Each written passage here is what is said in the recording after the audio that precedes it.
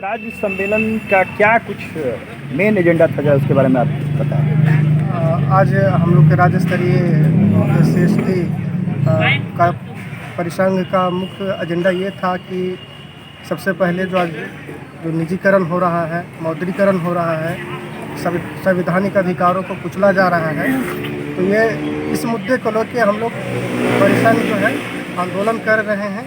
और आज आप देख रहे हैं कि जो जनगणना होना है, उस जनगणने में OBC की गिनती नहीं की जाएगी, जबकि आप पेड़, पक्षी, जानवर को गिनती कर रहे हैं, लेकिन OBC का गिनती नहीं कर रहे हैं। तो कुल मिला के हम लोग ये कह सकते हैं कि जातीय जनगणना होनी चाहिए। निजीकरण के खिलाफ जो हम लोग मुहिम छेड़े हैं परिसंघ के द्वारा, उसको हम लोग आगे बढ़ाएंगे। और निजीकरण के माध्यम से सरकारी कंपनियों को जो बेचा जा रहा है, खासकर औने पौने दाम में मौद्रीकरण के नाम पे, उसके खिलाफ भी परिसंघ लड़ रहा है और हम लोग लड़ेंगे। दूसरी बात यह है कि जो परिसंघ का हमारा कार्यकारिणी का गठन है बिहार में, सभी जिलों स्तर पर हम लोग कर रहे हैं और परिसंघ को मजबूत कर रहे हैं, ताकि आने वाला समय में जो भी मुद्दे होंगे, चाहे निजीकरण के मामला हो, दलित उत्पीड़न का मामला हो, मौद्रीकरण का मामला हो, जाति जनगणना का मामला हो, इस मामले को लेकर परिसंघ बिहार को सड़कों पे आपको दिखाई देगा और पुरजोर तरीके से लड़ेगा। एक और सवाल है कि बात जहाँ होती है जातीय जनगणना को लेकर के, तो विपक्ष तो लगातार वो मांग कर रहा है, साथ ही साथ NDA के पार्टी जो सत्ता में बिहार में बैठे हुए हैं, नीतीश कुमार भी कहीं ना कहीं इसको लेकर के एक आवाज़ उठाते रहे हैं। नेता प्रतिपक्ष तेजस्वी यादव के कहने पे वो दिल्ली गए सारे पार्टियों को लेकर के एक मत में जो थे।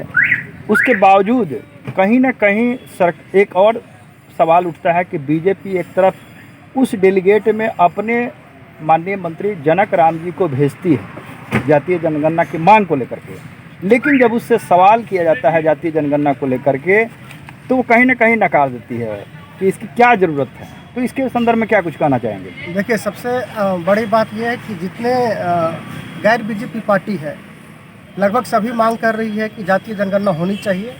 जातीय जनगणना इसलिए ज़रूरी है क्योंकि हम लोग देख रहे हैं कि जो भागीदारी है, जो जनता, जिस आधार पर जो जनता है, जातियां हैं, उसकी भागीदारी मिलनी चाहिए, चाहे पिछड़ों को हो, दलितों का हो, सबकी भागीदारी मिलनी चाहिए। चाहे शिक्षा हो, राजनीति हो, सभी में भागीदारी मिलनी चाहिए। बीजेपी इसलिए नहीं जातीय जनगणना करनी चाहती है, वो जानता है कि अगर जातीय जनगणना करा देंगे तो जातियों का जो स्थिति है, चाहे आर्थिक हो, सामाजिक हो, वो खुल जाएगा, पोल खुल जाएगा कि भाई इनकी भागीदारी इतनी है, इनकी जनसंख्या इतनी है, लेकिन भागीदारी कम है। लेकिन मोदी जी का तो कहना कि सबका साथ सबका विकास, फिर इस तरह का आखिर समस्या क्यों आ रहा है? नहीं, देखिए, सबका साथ सबका विकास कहाँ हो रहा है? गरीबों, बेरोजगारों को रोजगार नहीं मिल रहा है, तो सबका साथ कहाँ विकास है? दलितों पे देखिए अत्याचार बढ़ रहा है, निजीकरण कर करके यह निजीकरण से सबको नुकसान है, महंगाई बढ़ रहा है। तो सबका साथ सबका विकास अगर बात करते तो आप जातीय जनगणना कराते, दलितों का जो अधिकार है जो छीना जा रहा है निजीकरण के माध्यम से, उसको रोकते। औने पौने दाम में जो कंपनियों को बेचा जा रहा है, उसको नहीं करते। यहाँ तक हम ये भी कहते हैं कि जो सवर्ण जाति है, उनको भी ये तकलीफ है और उनको भी नुकसान है जो निजीकरण हो रहा है। तो कुल मिलाकर टोटलिटी ये कहा जा रहा है कि ये सबका साथ सबका विकास जो है एक छलावा है, एक जुमला है। ये सच्चाई आपको देखने को मिल रहा है।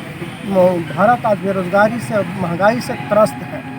NDA के एक पार्ट है जदयू के बड़े नेता हैं KC त्यागी जी, उन्होंने कहा कि बीजेपी ने अपने घटक दलों से भी बातचीत नहीं की और कहीं ना कहीं इसको नकारने का काम किया जातीय जनगणना से। क्योंकि जातीय जनगणना से सबसे ज़्यादा अगर किसी को नुकसान होगा तो वो भारतीय जनता पार्टी को नुकसान होगा।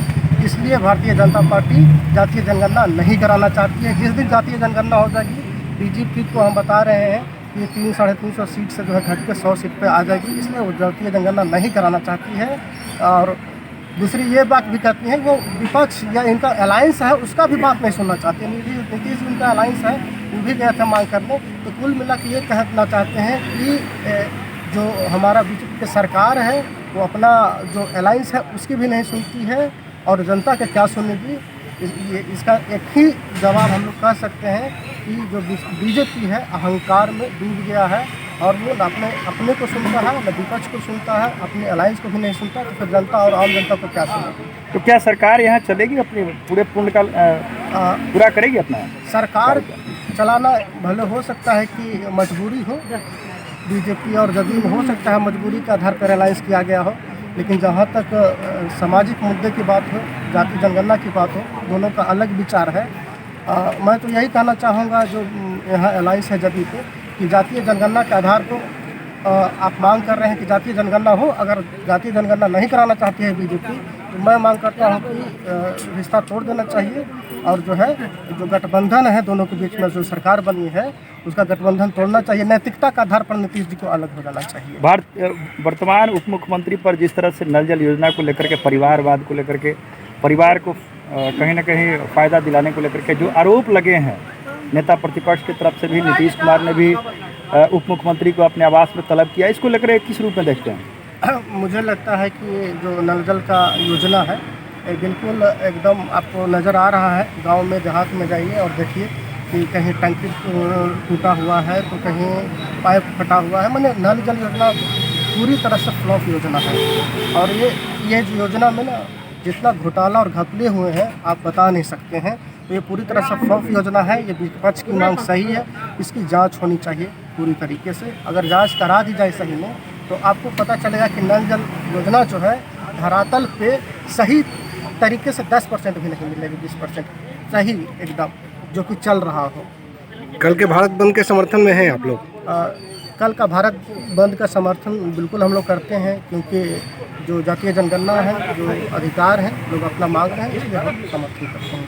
सोशल मीडिया की भूमिका को लेकर भी आपने आज बैठक की है। क्या सोशल मीडिया तो अपना काम कर रहा है जिस तरह से, लेकिन जहाँ तक सरकार को लेकर के सवाल तो उठते ही रहेंगे सोशल मीडिया पर, इसको लेकर क्या कुछ कहना चाहेंगे? देखिए, सोशल मीडिया का अगर सबसे बड़ा किसी को फ़ायदा हुआ है तो बीजेपी को हुआ है, और सोशल मीडिया के माध्यम से ही बीजेपी सरकार में भी आई है।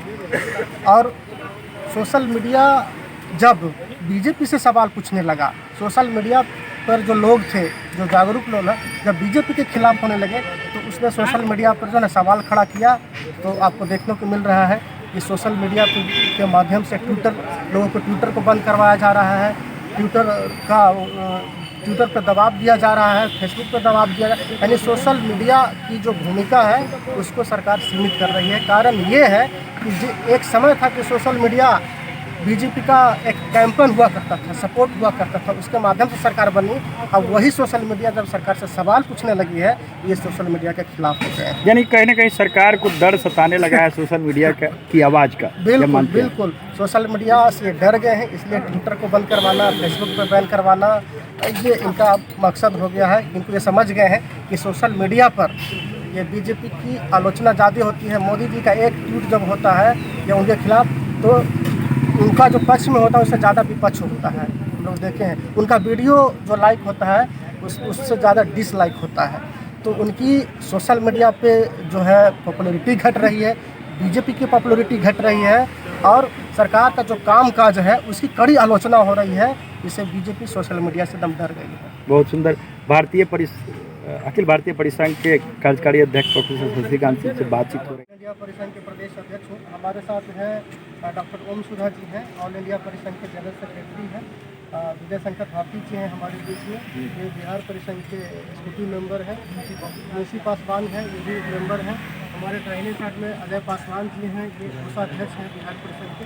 ये संतोष जी हैं हमारे बीच में, बिहार के प्रदेश उपाध्यक्ष हैं। अमित जी हैं, मीडिया प्रभारी हैं। विनय कुमार विक्रांत जी हैं, सरकारी जो है। ठीक है, धन्यवाद।